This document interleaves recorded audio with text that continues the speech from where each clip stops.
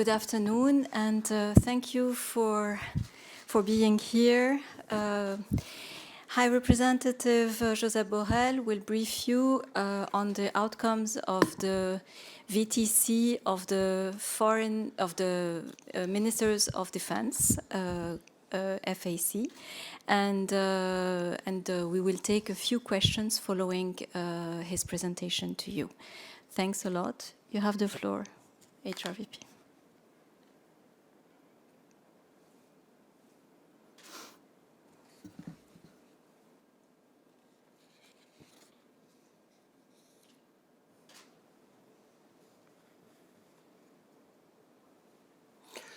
Well, good morning, good afternoon. We are already in the afternoon.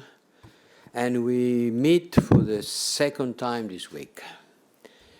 Again, it was an informal meeting, but important topics has been discussed with defense ministers, how the European Union can become a stronger security provider and a better prepared for tomorrow's challenge. My portfolio as High Representative is most of the time devoted to foreign policy, but it's also about building a common security and defense policy. We don't talk too much about it, maybe don't talk less because there are less pressing events, but I think that we have to focus more on this side of the role of the High Representative, because we are really needing to become a security provider, a stronger security provider, the European Union. And we have to be better prepared for tomorrow's challenges. It's every day, for me, more clear that we have to strengthen and to give more importance to this part of the role of the High Representative. That's what I have been launching some initiative. And today, first, I chaired the steering board of the European Defence Agency, an institution, an organization created by the treaty itself. It's in the treaty. It enshrines, it gives importance to what the European Defence Agency is. And the main topic was the so-called CART, the Coordinated Annual Review on Defense. There are a lot of acronyms on the defense side of the European policy, a lot of acronyms, and we have to make an effort in order to clarify what does mean this jungle of acronyms. Today, the acronym CART has been very much on our agenda, because it is the first ever defense review conducted at the European Union level that looks at the European defense landscape today and for the years to come. And we see clearly on this CART report that the European defense suffers from fragmentation, duplication, and insufficient operational engagement. Just to give one example of the many other data and comments that you can find in the CART report, the US have just one type of main battle tank of the MBT, just one. Here in Europe, altogether, the European armies, they operate with 16 different types of MBTs. In the maritime domain, we are operating with more than 30 different types of surface warships, corvettes, frigates, and destroyers, more than 30 different types. And for the US, which have quite a considerable navy, they have only 4. You can imagine, I could say the same thing about the air forces. You can see how much different it is from the point of view of cost, the economies of scale, the maintenance, and the interoperability. If a bigger army, the biggest army in the world, the US has only 4 types of warships and only 1 type of main tanks. It doesn't make a lot of sense that here in Europe we have 30 different types of warships and 16 different types of battle tanks. On the other side, when we talk about member states' engagement on the common security and defense in terms of personnel and expenditure, it barely represents 7% of the member states' total operational commitments in all frameworks. This figure is a good example of the size of the engagement at the level of the common security and defense policy. And this is what we are trying to solve with our initiative in defense, which I am really very much ready to push, because we have a responsibility to protect and defend our citizens, and it is clearly in the treaty that European member states have the commitment to participate in an integrated and common approach to defense efforts. And this is why the review is so important and timely. It points out those areas where member states can work and develop capabilities together and contribute to a more prepared, modern, and united European defense efforts for the future ahead. And to go from the words to the facts and to the acts, the review identifies over 100 concrete collaborative opportunities in the areas of capability development, research, and technology. And many of these opportunities will benefit our CSDP missions and operations. So we had the steering board of the European Defence Agency, a young body that has to be very much on the public opinion knowledge. We moved to the informal video conference. Well, we also approved the budget for the agency for the next year, who is about 36 million euros. Contribution from the member states directly. And then we went to the 2 specific work strands, the strategic compass and the PESCO. PESCO is more familiar to you than the strategic compass. On the strategic compass, a lot of information will be provided to you afterwards. Press informations, we have even produced a video, fact sheets, and written information, because we would like to make an effort in order to help you to understand and to disseminate information about the strategic compass. I think this is the first time that all European Union intelligence services have been working and compiling a threat analysis, and our intelligence service has been putting together the information coming from the intelligence services of the member states, both civilian and military intelligence services. And I think this is the first of its kind, and points out to those threats and challenges to the European Union security and interest. This is a classified document.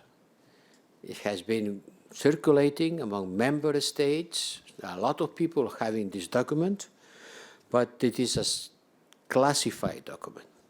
So I hope first that it's not going to have leaks, and secondly, you will understand that I am not able to comment on the specific questions related to its content. Not yet. But what can I say now is that it is with this kind of document that we can move forward in developing our response thanks to a better understanding of our security environment. It is a first step, but it's an important one.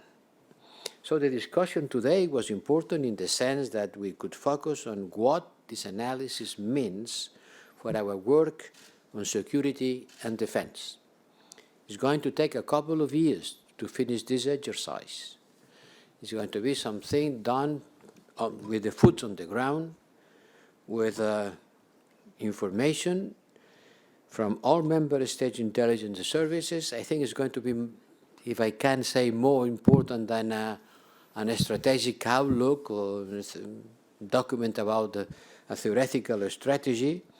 And I would like to be it one of the most important deliveries during my mandate. We need to go into concrete objectives. We need to have a clear understanding of how to respond to the growing threats and challenges that the European Union will be facing in the coming decade. And we will do this through the strategic compass, focusing on 4 lines of work: crisis management, resilience, capability development, and partnerships. This is only the beginning. The process will keep us busy in the coming months until the end of 2022. As I said, you will have material in order to explain more in detail what it is about. On the permanent structured cooperation, PESCO. PESCO is a name that is also in the treaty, and you are more familiar with that because PESCO has been implemented during the last couple of years, and we approve today the Council conclusions finalizing the PESCO Strategic Review 2020. This will be approved by written procedure, but this strategic review has been endorsed by the ministers today. And now we start a new phase until 2025. And ministers have set concrete political goals and agreed to develop incentives for participating member states to fulfill their commitments.